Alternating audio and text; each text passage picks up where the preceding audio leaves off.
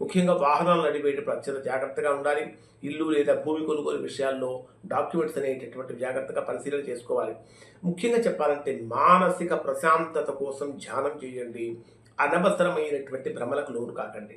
15వ తేదీ నుంచి 17వ తేదీ మధ్యాహ్నం 12 గంటల 6 నిమిషాల వరకు పంచమ స్థానంలో సంచరించేటటువంటి చంద్రుడి యొక్క ప్రభావం కారణం చేత శని బుధ గ్రహాలతో అంటే ఆల్రెడీ పంచమ స్థానంలో మీకు ఇప్పుడు 3 గ్రహాలు ఉన్నాయి.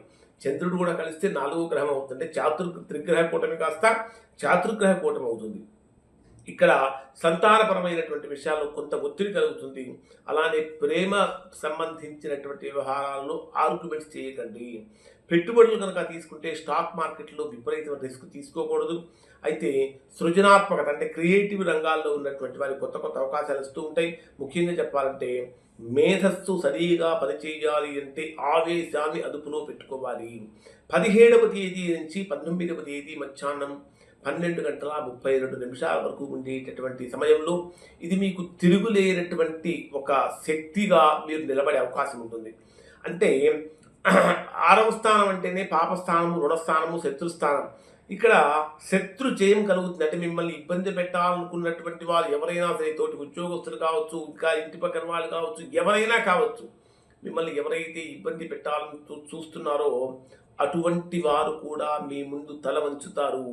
కోర్టు వ్యవహారాలలో ఖచ్చితంగా వృశ్చిక రాశి వారికి విజయం లభిస్తుంది. అన్నింటికంటే ప్రధానంగా రుణాలతో బాధపడుతున్నటువంటి వారికి రుణ విముక్తి కూడా లభిస్తుంది అని చెప్పాలి. పోటీ పరీక్షలు రాసేటటువంటి వారు ఒక మంచి టాప్ లెవెల్లో ఉండే అవకాశాలు ఉంటాయి. ఆరోగ్యపరంగా తీసుకుంటే గతంలో ఉన్న అనారోగ్య సమస్యలు ఏవైతే ఉన్నాయో వాటి నుంచి కోలుకోవడానికి అవకాశం ఉంటుంది. రవి ఉచ్చస్థితి కారణం చేత శరీరంలో కూడా శక్తి పెరుగుతుంది. ఉద్యోగపరంగా కూడా డెవలప్మెంట్స్ పెరుగుతూ ఉంటాయి. మరి 19వ తేదీ నుంచి 20వ తేదీ రాత్రి వరకు కనుక తీసుకుంటే జీవిత భాగస్వామితో అనుబంధం చాలా మధురంగా మారుతుంది. అలానే వివాహ ప్రయత్నాలు అవివాహిత వివాహ ప్రయత్నాలు ఫలిస్తూ ఉంటాయి.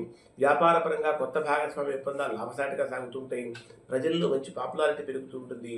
అన్నిటికంటే ముఖ్యంగా వినోదాది కార్యక్రమాల్లో పాల్గొంటారు. చాలా గొప్ప ఆనందాన్ని పొందుతారు. ఖచ్చితంగా సుబ్రహ్మణ్య స్వామి యొక్క ఆరాధన, అలానే ఆదిత్య హృదయం పారాయణం చేయడం వల్ల మంచి ఫలితాలు పొందుతారు.